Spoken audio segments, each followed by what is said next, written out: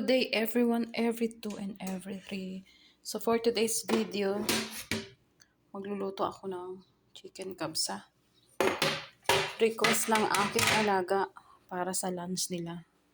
Papahatid ko kay JR mamaya pagsundo niya. Una kong lulutuin ang manok. Gisahin muna natin ang sibuyas at ang kamatis. Kasi hindi sila dito nagbabawang. Ayan yung ating sibuyas. At ayan yung ating kalamatis. Ayan yung manok. Binabad ko na sa suka at tubig. At andito yung ating mga spices. Wala akong malalaking cinnamon. So ayan ang cinnamon. Ayan may cardamom, mixed spices. Ayan is cumin powder, turmeric powder, kabsa masala, bay leaves. May cloves din dyan. So, paghalo-haluin lang. Request ng mga alaga ko. At, gagamitan ko siya ng barbecue sauce pag nilagay na sa oven mamaya. So, halog natin ang ating sibuyas.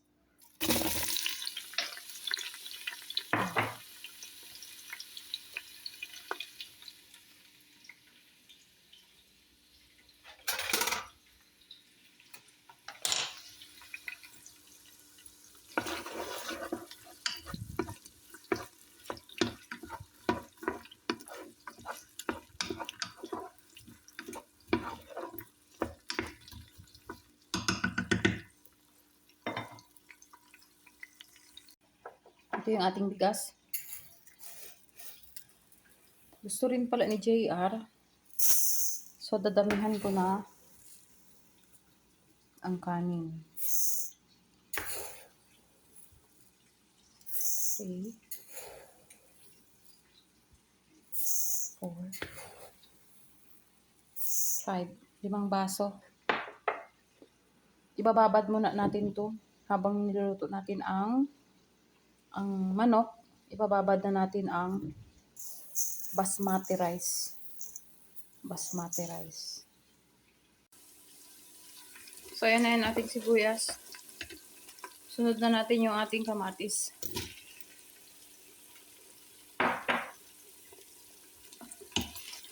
Mekos lang. Ayan, luto na yung ating kamatis at sibuyas. Matik na yan. Lagyan na natin ang tomato paste. Mga 2 tablespoon.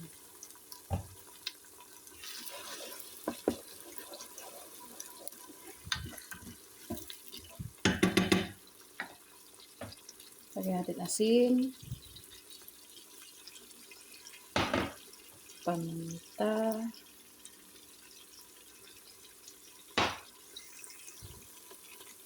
At yung ating spices na napakadami. Yan, mix natin. Hayaan lang natin na maluto siya ng bahagya.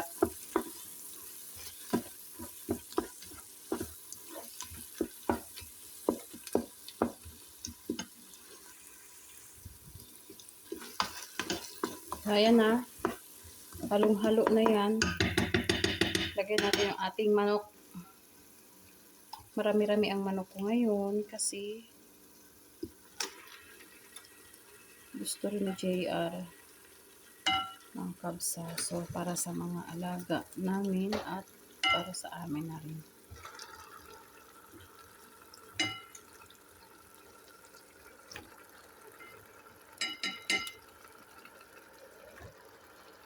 Then, mix lang natin. Para maghalo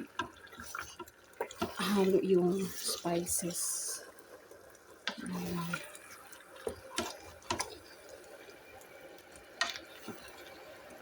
Haluin po ulit mamaya. Mahirap mag-video habang naghuhukay. Nasira yung aking cellphone holder. Ayan na yung ating manok. Nahalo ko na ng maayos. At nagpakulo ako ng tubig. So, kumukulong tubig na ang ating ibuhos. Ayan, okay na yan. Basta lubog lang yung ating manok. Pwede na yan.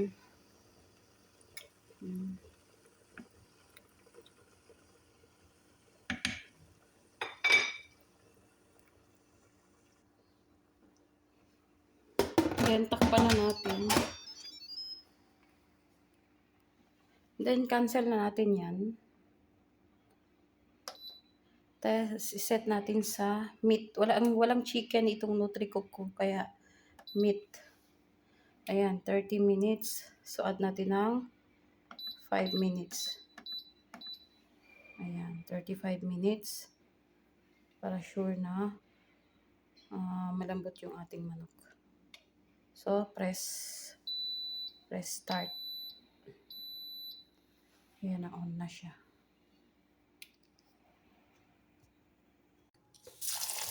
At habang niluluto natin yung ating manok, ibabad na natin itong ating bigas.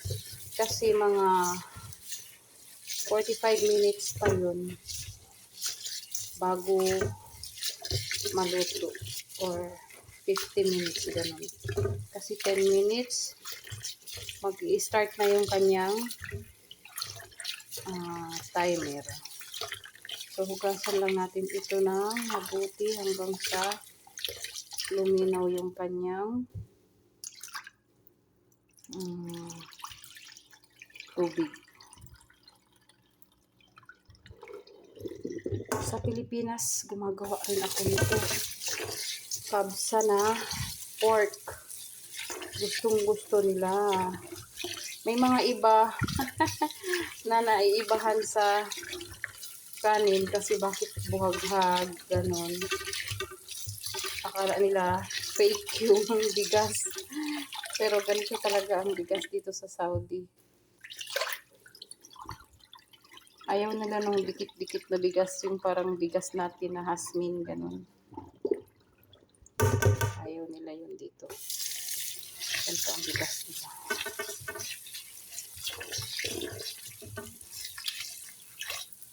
Yan na yung ating bigas. Lalagyan natin ng asin habang binababad. So, ayan, nag-beep na siya. 0 na. Tanggalan natin ng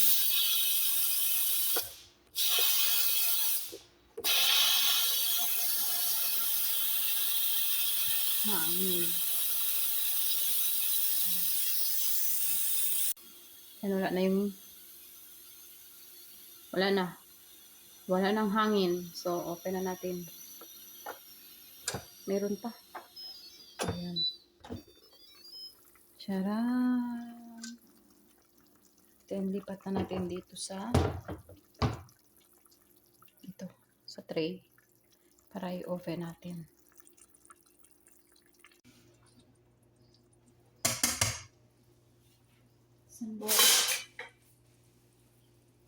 Sandukin natin. Oops!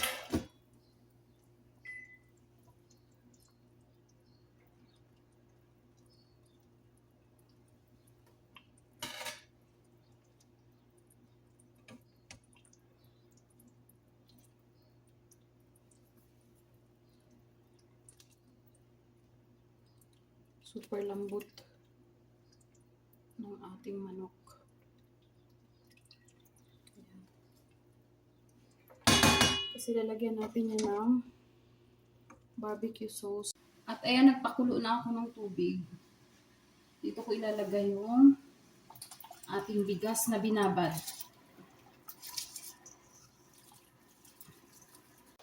Yan na yung ating manok. Papahiran na natin ng barbecue sauce.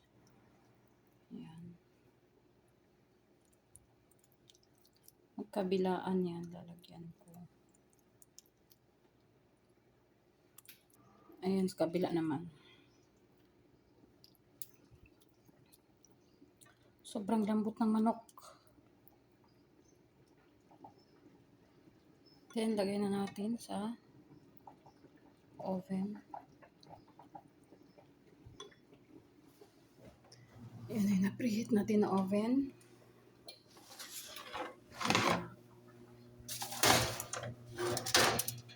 Ayan na. At ayan yung ating bigas. Halu-haluin lang natin hanggang sa, parang half cook lang siya kasi ibabalik naman natin dyan mamaya. Ayan, naluto na yung ating manok. Na-barbecue na siya. Ayan. Ganda ng kulay. Ilagay na natin yung ating kanin. Ayan ang ating kanin. Lagay na natin.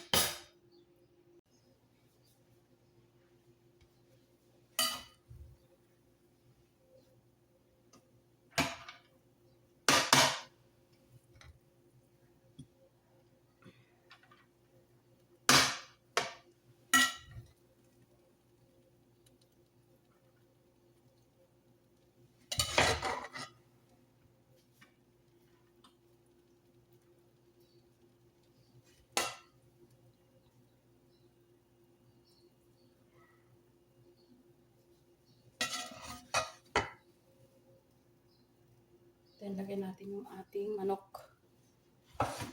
Balik ko pa ito sa oven para sa mga alaga ko.